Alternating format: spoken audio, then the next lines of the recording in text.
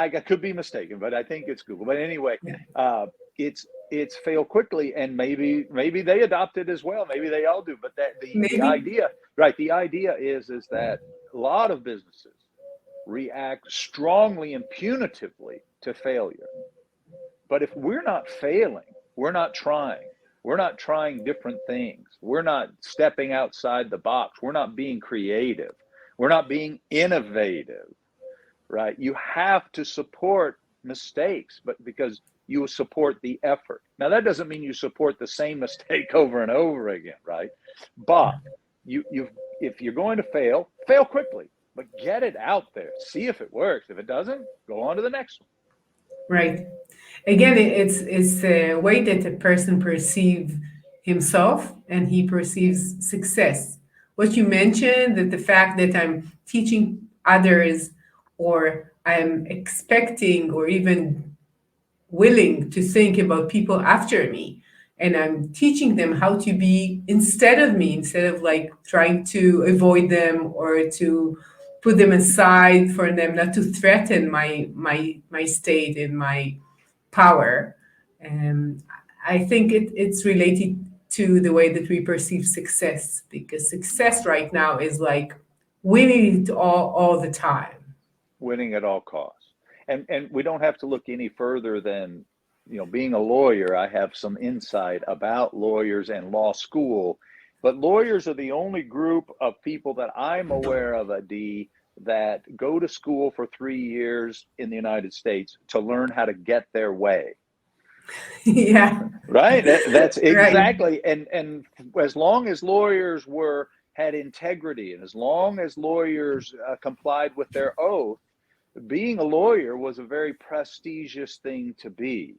But when lawyers started using the law and their persuasive capabilities to encourage immoral things or to shield lawbreakers from the law and accountability, and it just really broke down trust in the system, at least certainly in the United States, which was one of our greatest assets, was our judicial system and the independence of our judicial system. But all of that has, I don't want to say pervasively corrupt, but it's certainly much different than it has been.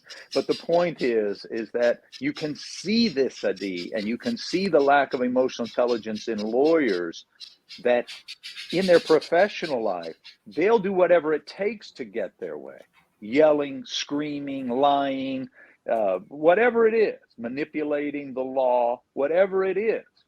And then they'll take that same construct into their homes, and they'll treat their significant other or their children the same way.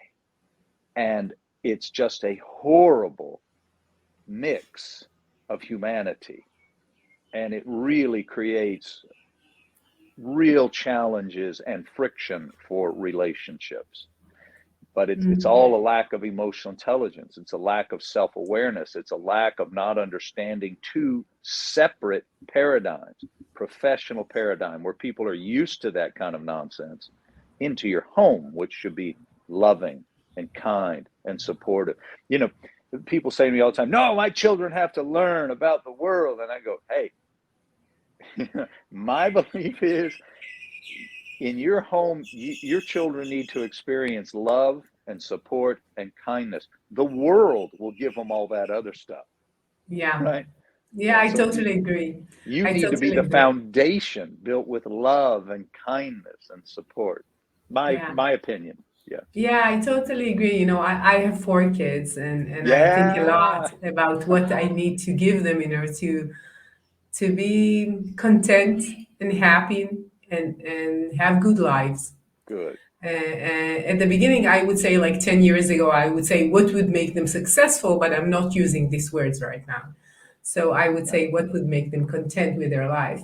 And I Uh, think it's much more about the emotional competencies and the way that they perceive the world than knowledge. Knowledge has no real meaning. It's changing all the time, all the time. and you need to have first a way to get to a place, hopefully your home, that would love you and get it to know you and appreciate you. Afterwards, lots of things, right? But that's the beginning, Yeah. And always be curious.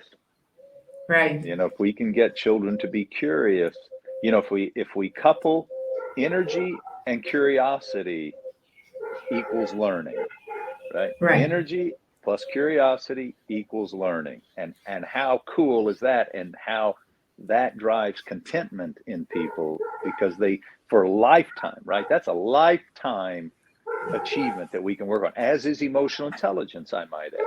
Right? You can Yeah. work on this your entire life. And I read it, teach it, speak on it every day, and I still have a lot to learn. Yeah, that's good.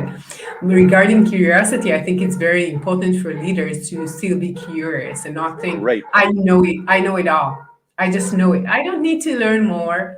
I've been in this industry for 30 years. Now I know everything, right? I agree with that 100%.